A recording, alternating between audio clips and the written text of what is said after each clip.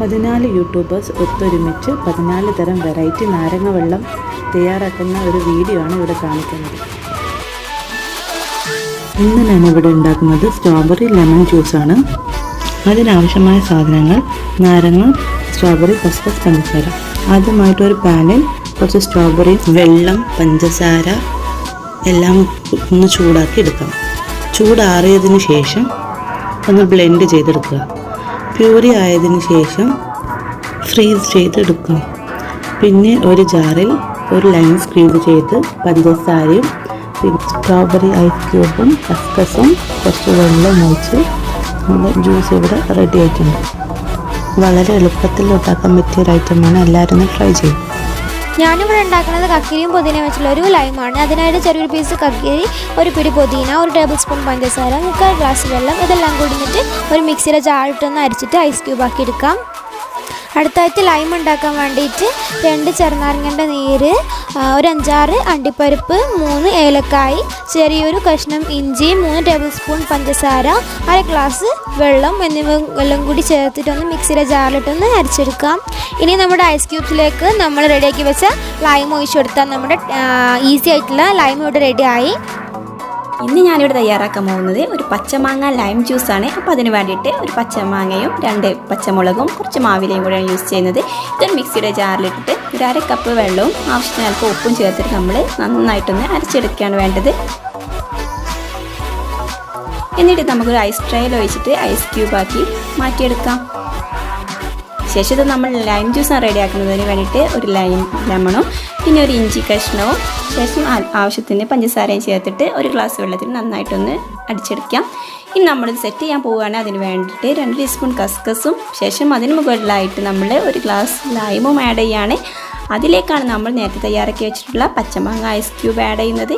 അപ്പോൾ ഇതാ നമ്മുടെ പച്ചമാങ്ങ ലൈം ജ്യൂസ് ഇവിടെ റെഡി.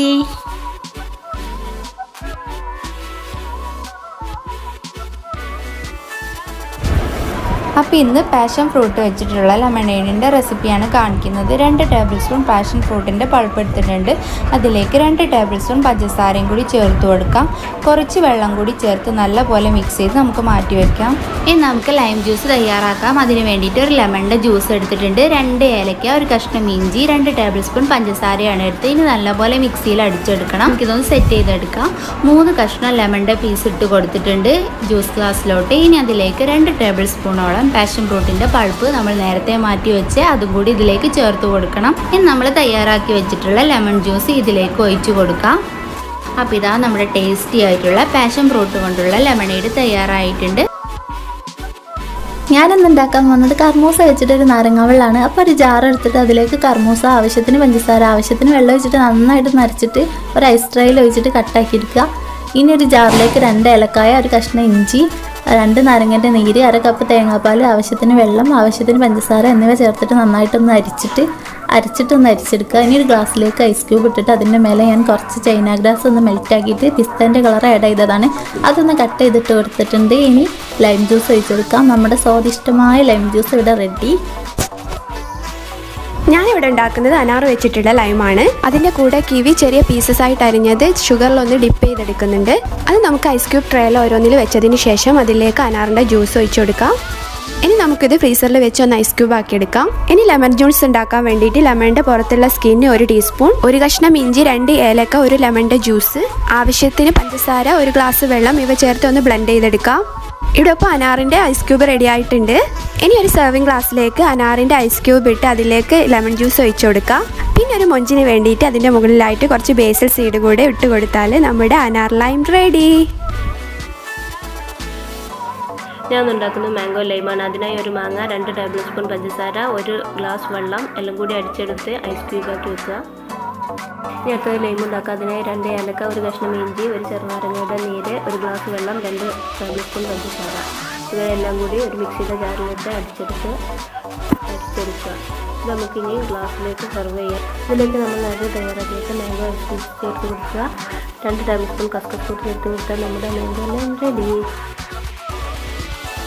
ഞാനും എൻ്റെ ഫ്രണ്ട്സും വന്നിട്ടുള്ളത് ലെമൺ ജേഡിൻ്റെ കുറച്ച് റെസിപ്പി ആയിട്ടാണ്.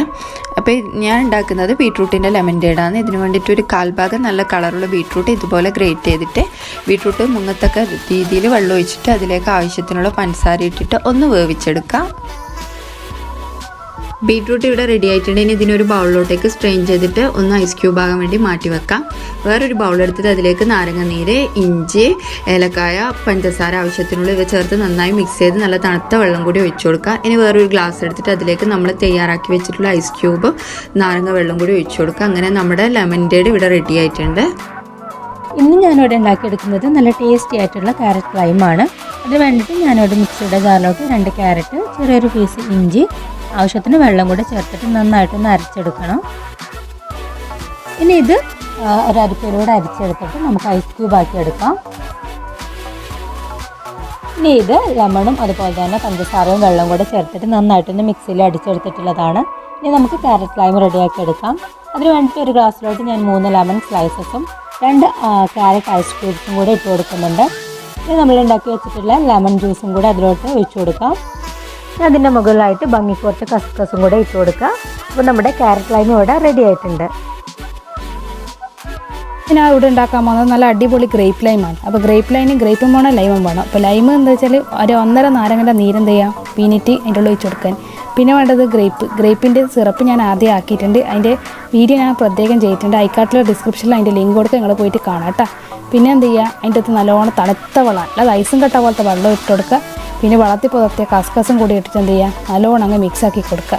ഇതിൻ്റെ അകത്ത് തന്നെ ഗ്രേപ്പിൻ്റെ അതിൻ്റെ ഉള്ളിൽ തന്നെ മധുരം ഉണ്ടാവുകൊണ്ട് മധുരം ഇടാത്തത്. അപ്പം നല്ല അടിപൊളി ഗ്രേപ്പ് ലൈൻ റെഡി ആയിട്ടുണ്ട്. അപ്പോൾ എല്ലാവരും ഒന്ന് ട്രൈ ചെയ്തൊക്കെ ഈസിയാണ്, അടിപൊളിയായിട്ട് സ്പീഡിൽ തന്നെ വേഗം തന്നെ ഉണ്ടാക്കാൻ തന്ന കിടുക്കാച്ചി ലൈൻ റെഡി ആയിട്ടുണ്ട്.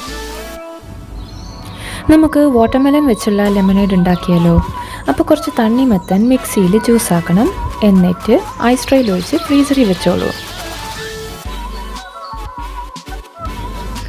ഇനി ഒരു മിക്സർ ജാറിൽ കുറച്ച് നാരങ്ങ നീര്, പഞ്ചസാര, ഏലക്ക, ഇഞ്ചി, 1 കപ്പ് വെള്ളവും കൂടി ചേർത്ത് അടിച്ചെടുക്കണം.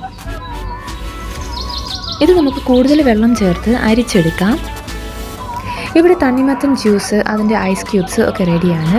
ഞാനൊരു ഗ്ലാസ്സിൽ ഐസ് ക്യൂബ്സ് ഇടുന്നു, കുറച്ച് തണ്ണിമത്തൻ ജ്യൂസ് ഒഴിക്കുന്നു, ബാക്കി നാരങ്ങ വെള്ളം ഒഴിച്ചു. നമ്മുടെ ലെമനേഡ് റെഡി ആയിട്ടുണ്ട്.